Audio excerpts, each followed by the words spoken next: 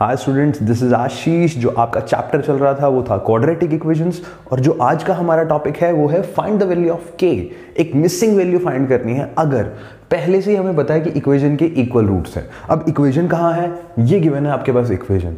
इसमें के की वैल्यू कैसे फाइंड करोगे? देखो, के की वैल्यू तो तभी फाइंड हो सकती है अगर आपके पास ये जो इक्वल रूट्स है ना, यहाँ से कुछ हिंट मिले आपको। ठीक है, अब देखो इक्वल रूट्स का मतलब क्या है। अगर कोई भी एक इक्वेशन आपके पास गिवन है ना, क्वाड्रेटिक इक्वेशन, तो आपके पास x की जो वैल्यूज आएंगे ना, वो कुछ इस तरीके से आएंगी कि दोनों सेम आएंगे।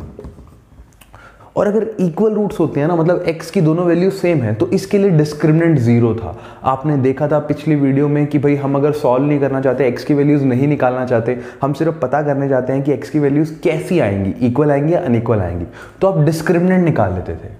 ठीक है, पिछले वीडियोस में आप देख सकते हो कि डिस्क्रिमिनेंट निकालने से ही पता चल जाता था कि x की जो वैल्यूज आएंगी ना, वो दोनों इक्वल आएंगी या अनइक्वल आएंगी या इमेजिनरी आएंगी। अब आपके पास यहाँ पर डिस्क्रिमिनेंट जीरो है, पहले से ही पता है हमें। कैसे पता है? उन्होंने कह रखा है इक्वल रियल रूट्स है। देखो साफ साफ लिखा हुआ है इक्वल रूट्स है। तो हम स्टार्ट कर सकते हैं क्वेश्चन को कि भाई अगर इक्वल रूट्स है ना, तो डिस्क्रिमिनेंट तो है जीरो। तो लेट अस बिगिन।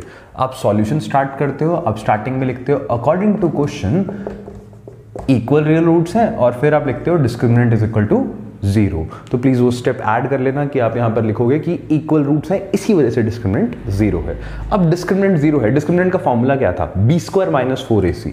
तो मैं यहां लिख रहा हूं B square minus 4ac equals to zero. But एक प्रॉब्लम है इस क्वेश्चन में कि बी, ए और सी, ये तीनों चीजें ना आपके पास जनरल फॉर्म में नहीं पड़ी हैं। तो आप पहले ना ऐसे क्वेश्चंस को अरेंज कर लोगे जनरल फॉर्म में।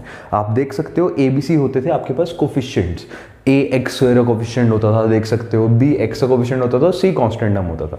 इस फॉर्म में तो नहीं पड़ी ना इक्वेशन। पहले मैंने इसको अरेंज कर रहा हूं ताकि आपको विजुलाइज करना आसान हो। तो मैंने क्या किया, के एक्स को पहले किया एक्स से मल्टीप्लाई, तो ये बन गया के एक्स स्क्वायर। ठीक है, के एक्स को x से मल्टीप्लाई किया तो x into x, x square, के एक्स स्क्वायर आ गया। अब के एक्स को करना है 2 से मल्टीप्लाई, 2kx आएगा लेकिन विद माइनस साइन, तो माइनस 2kx आ गया। प्लस 6 एज इट इज है, बाहर पड़ा है। ठीक है, आप समझ चुके होगे मैंने क्या किया, सिर्फ के एक्स को इससे मल्टीप्लाई कर दिया, के एक्स को इससे मल्टीप्लाई कर दिया, बिकॉज ये मल्टीप्लिकेशन में ही पड़े थे, तो आपके पास ये रिजल्ट आया। अब ये मैच कर रहा है जनरल फॉर्म से, क्योंकि एक एक्स स्क्वायर वाली टर्म है, एक एक्स वाली टर्म है और एक कांस्टेंट टर्म है। ये रही जनरल फॉर्म, ये इससे मैच कर रहा है। अब देखो ए बी सी बताना कोई मुश्किल बात नहीं है। What is A B and C? A is actually K, तो मैं यहां पर लिख देता हूं for my convenience, B is actually minus 2k। देखो x के साथ जो पड़ा है उसको b बोलते हैं, तो वो है माइनस 2k। तो b is nothing but minus 2k। And what is c? c is the constant term, तो c आपके पास यहाँ पर प्लस 6 है।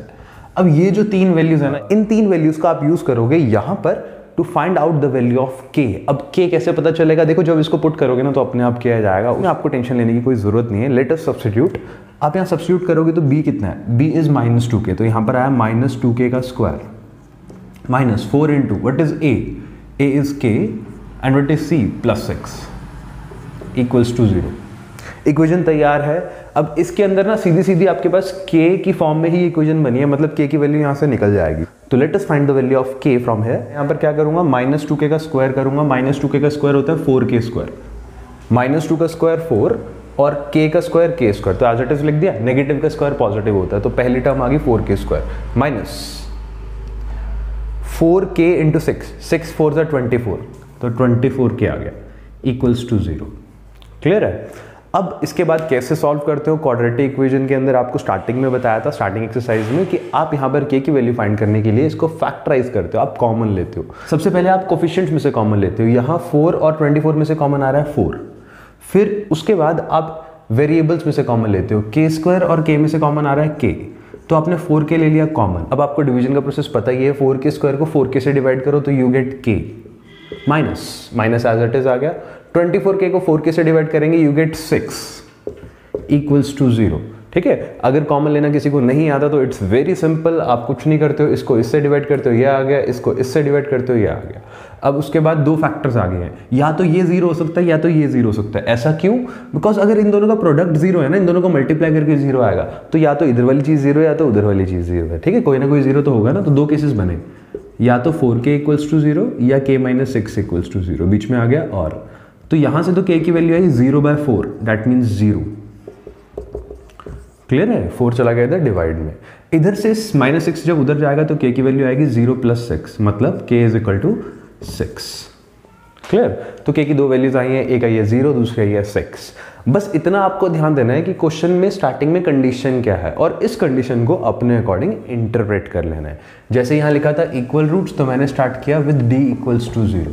तो ये आपके क्वेश्चन पे डिपेंड करेगा कि आपके पास कैसी कंडीशन गिवन है। ठीक है, तो it's all about finding the value of k जब आपके पास डिस्क्रिमिनेंट पहले से ही गिवन है। अब कुछ क्वेश्चंस दूंगा इससे रिलेटेड, प्लीज उन क्वेश्चंस को सिंप्लीफाई करना। So I am signing off, I am Ashish, नमस्ते।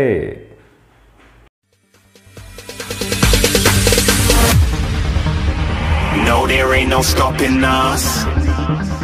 Fly without boarding pass.